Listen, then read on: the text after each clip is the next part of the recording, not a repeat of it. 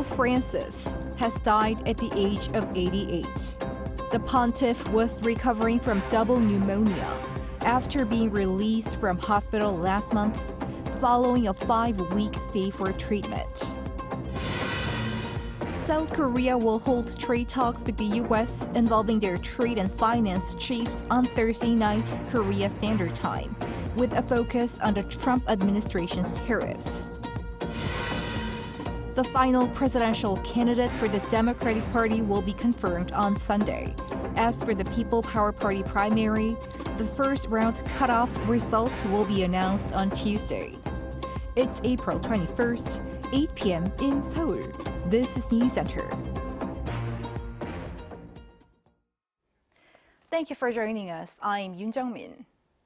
We begin this evening with the passing of a towering figure not just in the Catholic Church, but for many on the world stage. Pope Francis died on Monday morning local time at the age of 88. The late Pope suffered from chronic lung disease. The iconic pontiff was known for his concern for the poorest and most marginalized.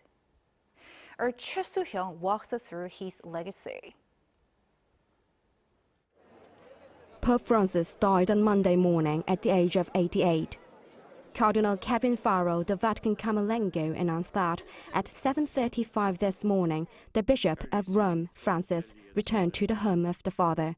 His entire life was dedicated to the service of the Lord and of His Church. Recently, Pope Francis had been treated for severe pneumonia at Gemelli Hospital in Rome, Italy, for about a month starting in February. He then returned to the Vatican and resumed his duties. Ahead of Easter, he made a surprise visit to a prison in Rome and also held a private meeting with U.S. Vice President J.D. Vance. On Easter Sunday, April 20th, he delivered a blessing message in St. Peter's Square.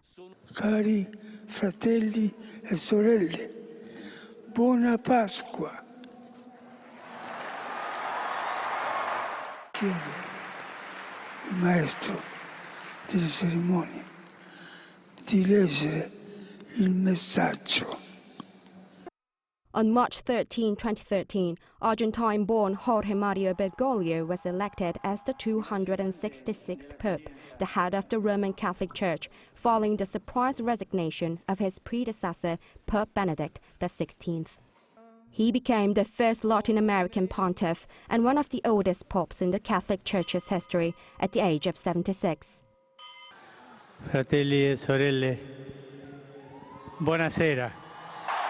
From his very first greeting as Pope, Francis went on to lead the world's 1.4 billion Catholics for 12 years. Since his election, Pope Francis drew global attention with his humble and modest lifestyle, wearing simple shoes and carrying an iron cross instead of the golden one.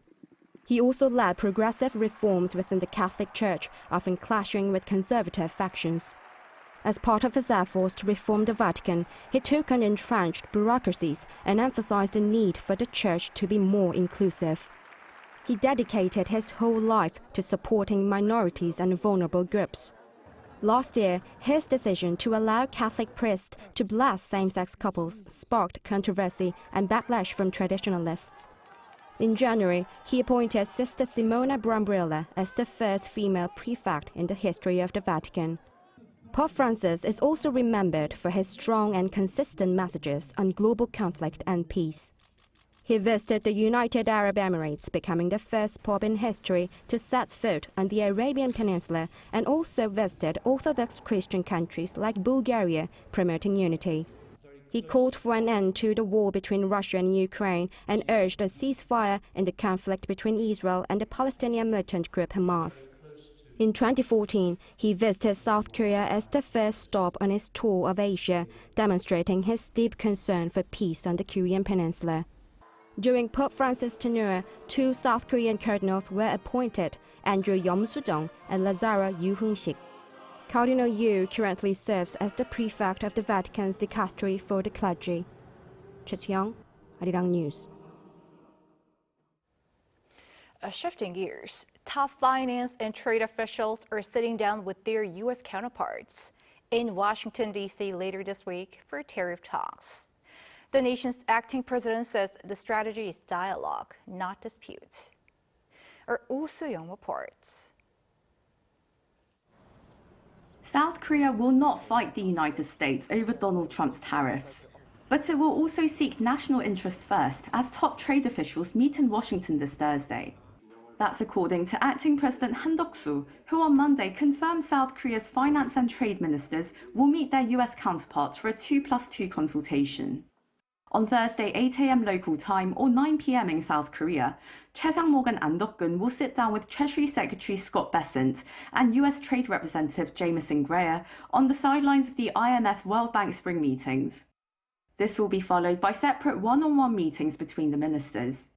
The bilateral was first proposed by the US after the Trump administration decided to delay its reciprocal tariffs, including a 25% duty on South Korean goods. The wide-ranging tariffs were paused for 90 days after panic in US markets wiped out $5.4 trillion in just 48 hours.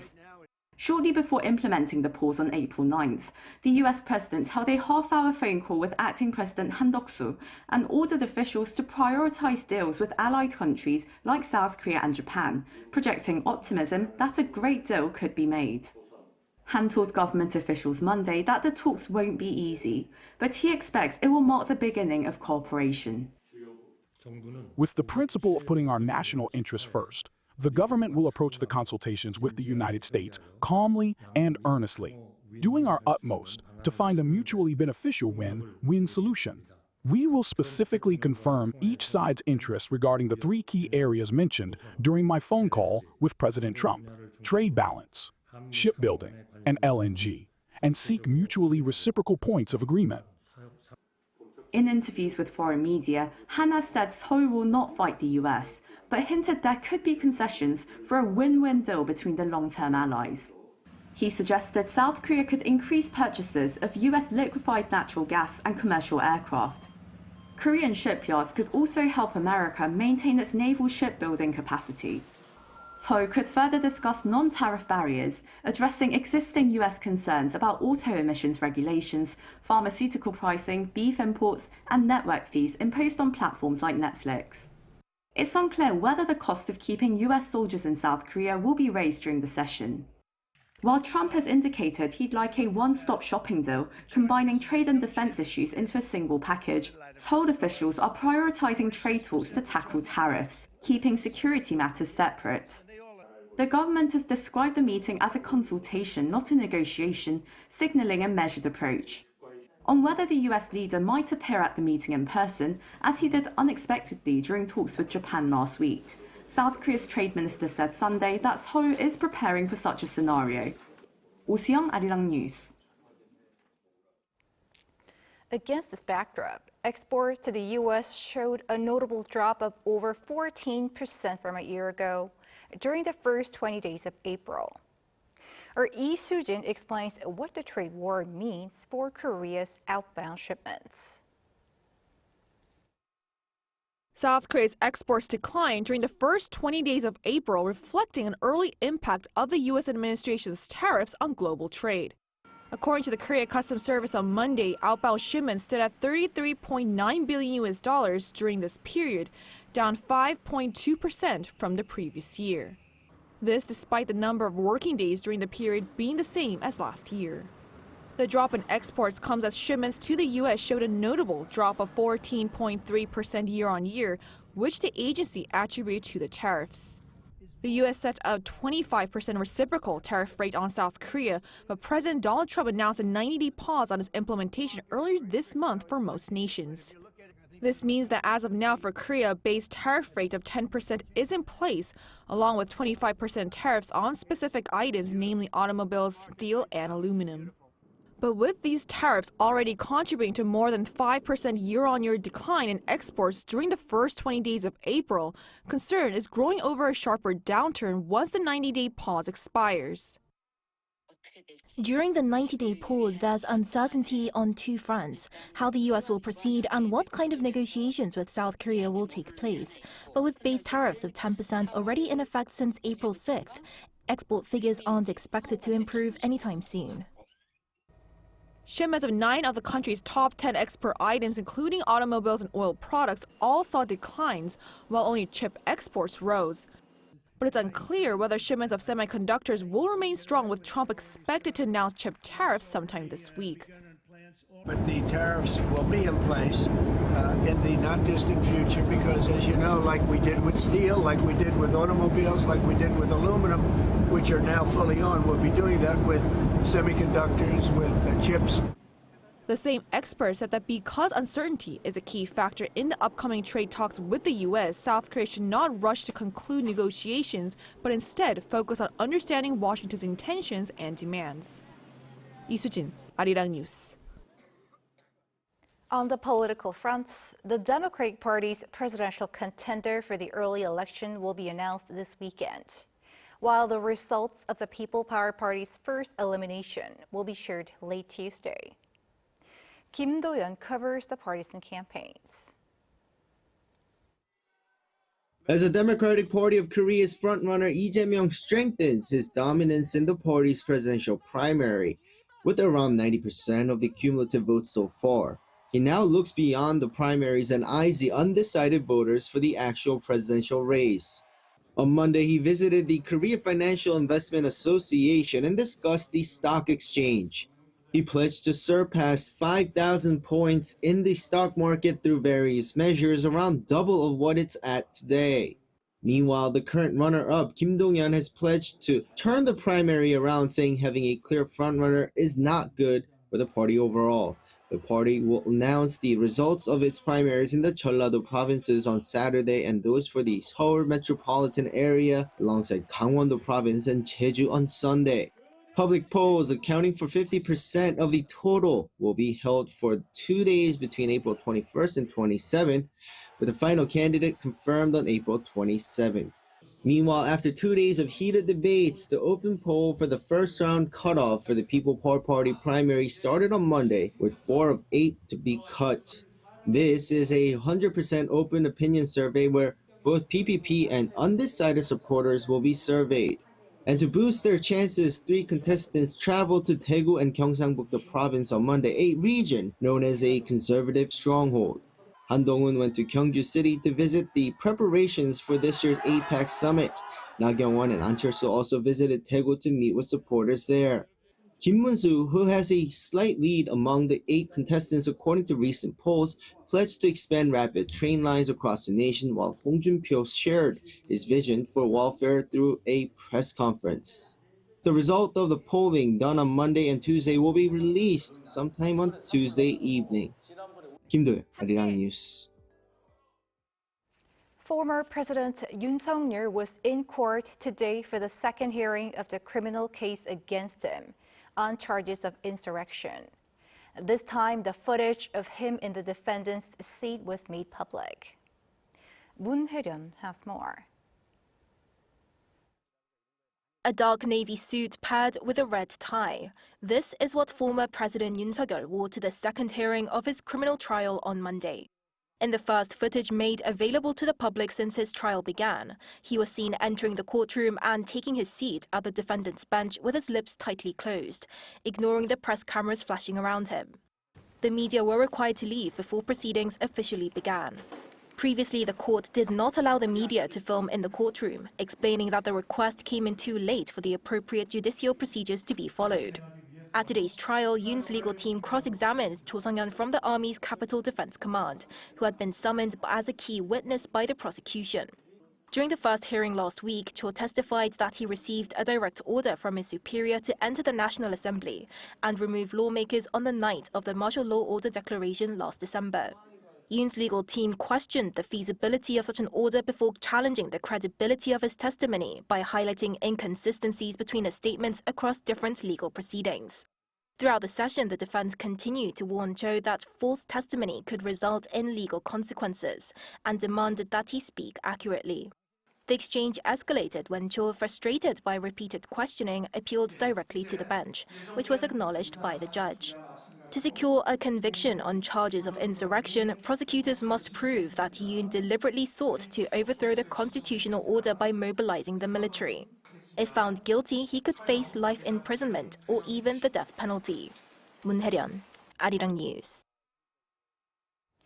A while back, we highlighted the inclusion of a painful chapter in Jeju's history in UNESCO's documentary heritage, remembering the incident where thousands of civilians fell victim to armed crackdowns.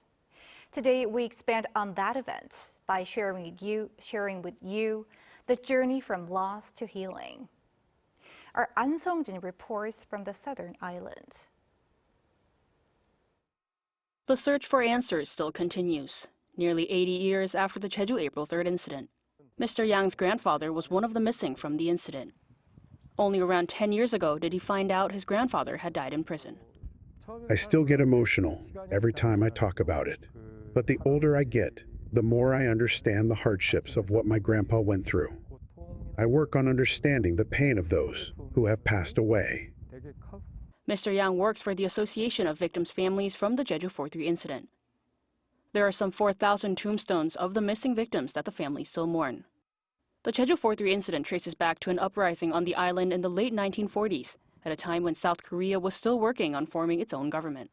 Following discontent over the election process and economic hardships, the Workers' Party of South Korea launched an armed uprising, which the government violently suppressed. Many were killed by the government forces, and others allegedly involved in the uprising were sent to prison and tortured. Many, like Mr. Yang's grandfather, died in prison. The reason this stone can't be placed is because this still doesn't have a name to it. Some call it a massacre. Some say it's a revolt, but there has been no name given to it. Around 30,000 people are thought to have died. More than 30% of them were elderly, children, or women who were not affiliated with any of the combatants. Those who know the past and the stories behind it work on raising awareness so more people can recognize the value and the significance of what happened here. The Jeju April 3rd incident became the background for Nobel Prize Literature winner Han Gang's book, We Do Not Part, discussing humanity and the survivors of the incident. I read testimonies from massacre survivors, pored over materials, and then, in as restrained a manner as I could, without looking away from the brutal details that felt almost impossible to put into words, I wrote what became We Do Not Part. To make sure the incident and the victims are not forgotten, the Jeju 4-3 archives have been designated as a UNESCO Memory of the World. The documents in the archives illustrated the underlying human stories of Jeju. Time passes, but what remains important is that people continue to remember. An Sung-jin, Arirang News, Jeju.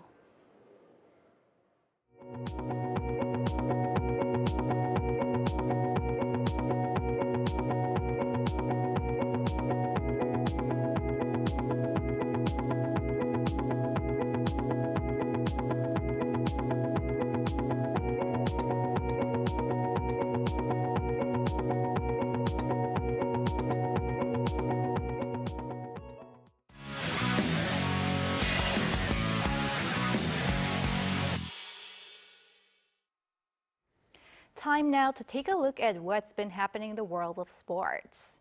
Joining us in the studio is our sports editor, Polneet. Welcome. Thank you. Let's start with golf. Kim Si-woo, recorded a top 10 finish in a PGA event for the first time this season. Yes, that's right. He finished tied for 8th, having been in the lead heading into the final round. At the RBC Heritage at Harbour Town Golf Links on Hilton Head Island in South Carolina on Sunday local time, Kim finished at 12 under par 272. This was enough to secure a top 10 finish for the first time in a PGA event this season. His 3 over 74 final round, which included 3 bogeys and 1 double bogey, left him ruining what might have been. He'd only hit 4 bogeys in the first 3 rounds combined. Kim is on the hunt for his first PGA win since January 2023. Justin Thomas of the US finished first at 17 under par. And moving on to football now, a veteran striker has won the Player of the Month award in K-League. Yes, that's 35-year-old Joo Min-kyu, who's enjoyed an excellent start to the new season. The K-League announced on Monday that Daejeon Hana citizen striker Joo Min-kyu is the Player of the Month for February-March. Joo scored 5 goals in 6 games during that period and laid on 1 assist, helping his team win 4 matches. His great start to the season has also helped Daejeon move top of the table, 4 points clear of Gwangju FC as surprise early contenders for the league title. Daejeon have never won K-League 1. Meanwhile, over in Europe, Lee Jae-sung bagged his 7th goal of the season on Saturday in Mainz's 2-2 draw with Wolfsburg. He made it 1-1 on 37 minutes after Mainz had fallen behind early on. Mainz sit in 6th place in the Bundesliga and have a chance of qualifying for Europe next year. They were in a relegation battle last year, so this is quite the turnaround. And finally to baseball. The Hanwha Eagles have enjoyed a good start to the new season. Perhaps we should note the quality of the team's pitchers. Yes, right indeed, yes. In fact, this season, teams facing the Hanwha Eagles are almost guaranteed to encounter starting pitchers who throw over 155 km/h fastballs at least once during a 3-game series. In the final innings, batters might even see pitchers approaching 160. Hanwha have surged to 2nd place with 10 wins in their last 11 games between April 13th against the Kium Heroes and April 20th against the NC Dinos. The Eagles racked up a 7-game winning streak. Throughout, all starting pitchers, that's Moon Dong-ju, Corey Ponce, Ryan Weiss, Yu Hyun-jin and Om Sang-baek, secured wins. It's the first time in 24 years that Hanwha have achieved 7 straight wins from their starting pitchers, equaling a club record set in April 2001. Hanwha players also dominate this season's fastball speed charts. Moon Dong-ju has the fastest at 159.668 km/h, but there are 5 Hanwha players in the top 10. All right, thank you for the wrap-up. See you next week. Thank you.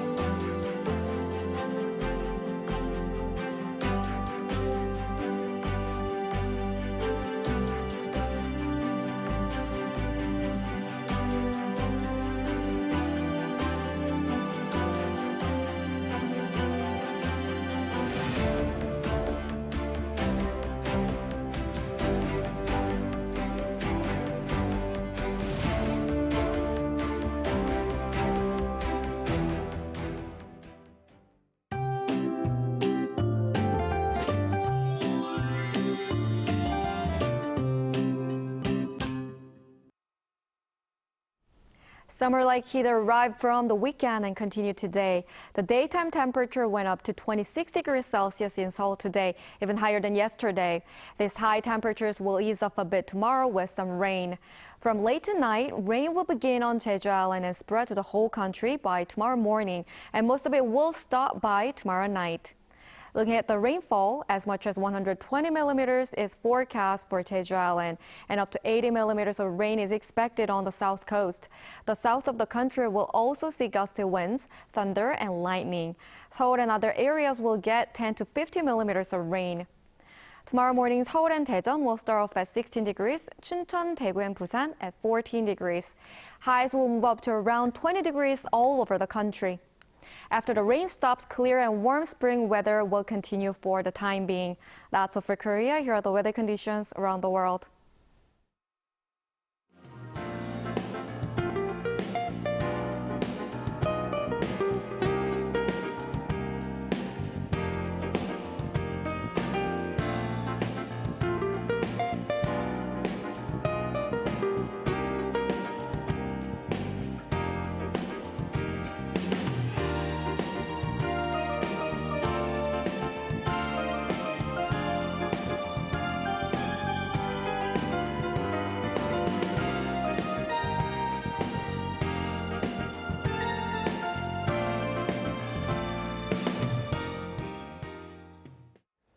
That is Newscenter for tonight. Thank you for watching. A panel session coming up.